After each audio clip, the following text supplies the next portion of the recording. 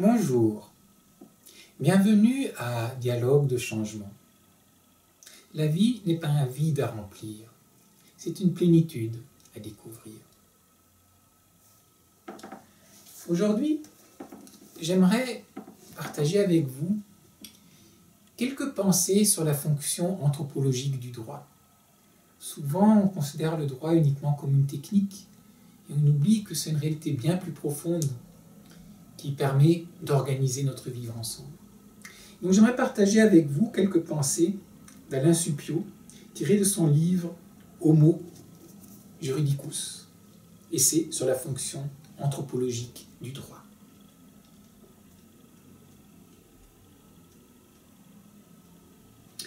Faire de chacun de nous un Homo Juridicus est la manière occidentale de lier les dimensions biologiques et symbolique constitutive de l'être humain. Le droit relie l'infinitude de notre univers mental et la finitude de notre expérience physique. Et c'est en cela qu'il remplit chez nous une fonction anthropologique, l'institution de la raison. La folie guette dès que l'on nie l'une ou l'autre des deux dimensions de l'être humain, soit pour le traiter comme un animal, soit pour le traiter comme un pur esprit, affranchi de toute limite hors celle qu'il se donne à lui-même. Pascal avait trouvé, pour le dire, les mots les plus simples. L'homme n'est ni ange, ni bête. Mais cette idée simple nous demeure difficile à comprendre, car nos catégories de pensée opposent le corps et l'esprit, le matérialisme et le spiritualisme. Attisés par les progrès des sciences et des techniques, ces dichotomies nous portent à croire, d'une part, que l'homme pourrait être expliqué comme n'importe quel objet naturel, qu'il n'y a rien à savoir sur lui que les sciences de la nature ne puissent un jour nous dévoiler et nous permettre de manipuler. Et d'autre part, que l'homme, ainsi devenu transparent à lui-même, pourrait s'affranchir un jour de toute détermination naturelle, choisir son sexe, ne plus être atteint par l'âge, vaincre la maladie et pourquoi pas la mort elle-même. Regarder l'homme comme un pur objet ou le regarder comme un pur esprit sont les deux faces d'un même délire. L'une des leçons que Hannah Arendt a tirées de l'expérience du totalitarisme est que le premier pas essentiel sur la route qui mène à la domination totale consiste à tuer en l'homme la personne juridique. Nier la fonction anthropologique du droit au nom d'un prétendu réalisme biologique, politique ou économique est un point commun de toutes les entreprises totalitaires. Cette leçon semble aujourd'hui oubliée par les juristes qui soutiennent que la personne juridique est un pur artefact sans rapport avec l'être humain concret. Artefact, la personne juridique l'est, à n'en pas douter. Mais dans l'univers symbolique qui est le propre de l'homme, tout est artefact. La personnalité juridique n'est certes pas un fait de nature, c'est une certaine représentation de l'homme, qui postule l'unité de sa chair et de son esprit, et qui interdit de le réduire à son être biologique ou à son être mental. C'est pourquoi on a éprouvé le besoin, au sortir de l'horreur nazie, de garantir la personnalité juridique à tout homme et en tout lieu. C'est cet interdit qui est en fait visé par ceux qui cherchent aujourd'hui à disqualifier le sujet de droit pour pouvoir appréhender l'être humain comme une simple unité de compte et le traiter comme du bétail, ou ce que revient au même comme une pure abstraction. Cette réduction de l'homme va de pair avec les dynamiques de calcul qui a porté le capitalisme et la science moderne. C'est sur ce mode que tend par exemple à être interprété aujourd'hui le principe juridique d'égalité. L'égalité algébrique autorise l'indifférenciation. Si je dis A égale B, il s'en déduit que partout où se trouve A, je pourrais poser indifféremment B, et que donc A plus B est égal A plus A est égal B plus B. Appliqué à l'égalité entre les sexes, cela voudrait dire qu'un homme est une femme, et réciproquement. Or, l'égalité entre hommes et femmes ne signifie pas que les hommes soient des femmes, même s'ils peuvent en rêver parfois. Le principe d'égalité entre hommes et femmes est l'une des conquêtes les plus précieuses et les plus fragiles de l'Occident. Il ne pourra prendre durablement racine si cette égalité est entendue sur le mode mathématique, c'est-à-dire si l'on traite l'être humain sur un mode purement quantitatif. Toute la difficulté des sociétés modernes est justement de devoir penser et vivre l'égalité sans nier les différences. Cela doit s'entendre des relations aussi bien entre hommes et femmes qu'entre des hommes ou des femmes de nationalité, de mœurs, de culture, de religion ou de génération différentes. La marque propre du capitalisme n'est pas la poursuite de la richesse matérielle, mais l'empire de la quantité qu'il fait régner sur la diversité des hommes et des choses.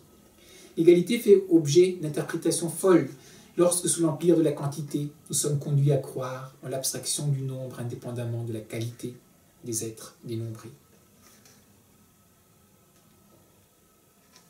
Alors que faire? Mieux vaudrait revenir à ce qui a fait la grande singularité du droit. Non pas les croyances sur lesquelles l'Occident a prospéré, mais les ressources d'interprétation qu'il recèle. Comme n'importe quel autre système normatif, le droit remplit une fonction d'interdit. Il est une parole qui s'impose à tous et s'interpose entre chaque homme et sa représentation du monde. Partout ailleurs, cette fonction anthropologique a été le lot des religions, qui, en conférant un sens commun à la vie humaine, ont jugulé le risque de voir chacun sombrer dans le délire individuel auquel nous expose l'accès au langage. La particularité du droit, depuis son apparition dans l'Antiquité gréco-romaine, est de s'être progressivement détaché de cette origine religieuse et d'avoir opéré ce que Louis Gernet a pu appeler une laïcisation de la parole. Le droit est ainsi devenu une technique de l'interdit. C'est une technique parce que son sens n'est pas enfermé dans la lettre d'un texte sacré, immuable, mais procède, comme celui de n'importe quel autre objet technique, de fins qui lui sont données de l'extérieur par l'homme, de fins humaines et non pas divines. Mais c'est une technique de l'interdit qui interpose dans les rapports de chacun à autrui et au monde un sens commun qui le dépasse et l'oblige et fait de lui un simple maillon de la chaîne humaine. Le droit peut donc servir des fins diverses et changeantes, aussi bien dans l'histoire des systèmes politiques que dans celle des sciences et des techniques. Mais il les sert en subordonnant le pouvoir et la technique à une raison humaine. Il est donc aussi faux de le réduire, comme on tend à le faire aujourd'hui, à une pure technique, vide de signification, que de le rapporter, comme on le faisait hier, aux règles réputées immuables d'un supposé droit naturel. Car dans chaque cas, on manque l'essentiel, qui est la capacité du droit de mettre à la raison les formes les plus diverses d'exercice du pouvoir politique ou de la puissance technique. C'est cette capacité qui mérite aujourd'hui d'être rappelée et défendue. Il serait fou de vouloir faire du droit l'instrument de la propagation de nos croyances. Mais il est raisonnable d'espérer que les ressources de l'interprétation propre à la technique juridique nous évitent les peines de l'autisme en nous forçant à voir la justice avec le regard des autres. Ne reposant pas sur un credo à jamais enfermé dans la lettre d'un texte ou dans les certitudes d'une science fétichisée, les ressources dogmatiques du droit ne peuvent fonder que des équilibres fragiles, toujours menacés par la tentation du fondamentalisme.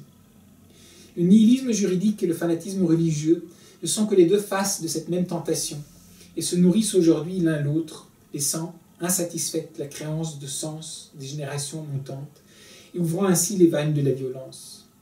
Le droit n'est pas l'expression d'une vérité révélée par Dieu ou découverte par la science. Il n'est pas davantage un simple outil qui pourrait se juger à l'aune de l'efficacité. Efficace pour qui?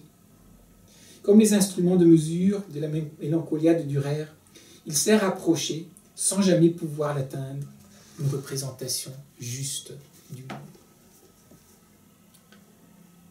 Voilà des belles interpellations à réfléchir un peu à la mise en forme du monde dans lequel nous vivons. Et de se rendre compte que cette mise en forme n'est pas uniquement une mise en forme technique, elle l'est aussi, mais qu'elle s'enracine dans ce que ça signifie d'être humain, d'être un être vivant dans ce monde, d'établir des rapports avec lui, avec les autres, avec notre environnement, avec les générations qui étaient là avant nous, qui vont être là après nous. Et donc, oser ce regard qui peut nous déstabiliser, mais pour découvrir des dimensions anthropologiques du droit, me semble de nos jours un des grands défis que nous avons à relever pour réinventer une nouvelle manière de vivre ensemble à cette époque de globalisation et d'interculturalisation croissante. J'espère que ces quelques pensées vous auront inspiré en ce samedi 14 mars 2014. Samedi 8 mars 2014.